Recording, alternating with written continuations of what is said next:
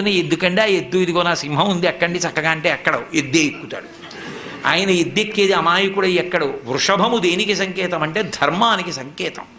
ఆయన ధర్మాన్ని ఇష్టపడతాడు. ఆయన భక్తులకు ధర్మమునందు అనురక్తి కల్పిస్తాడు. అటువంటి పరమశివ తత్వాన్ని మార్చి మాట్లాడి ఎందుకమ్మా ఆయనతో పెళ్ళేమిటమ్మా నా మాట విని విడిచిపెట్టు అని, నేను చక్కగా చూడు ఎంత యవ్వనంలో ఉన్నానో, నీకు తగినటువంటి వాణ్ణి కాబట్టి నన్ను తగిలి నీవు నా వెంట చనుదెమ్ము వనటకుంద నేత్ర వనజనేత్ర, నన్ను తగులుకుని నాతో వచ్చేయి, వదిలేయి తపస్సు అన్నాడు.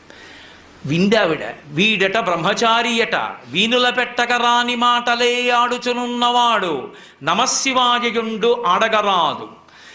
వీని కపటాత్ముని వీపున వేసి ద్రొబ్బుడని ఉగ్రత పల్కిన కాంతలందరున్. వీడు ఇష్టం వచ్చినట్టు మాట్లాడుతున్నాడు. శివనింద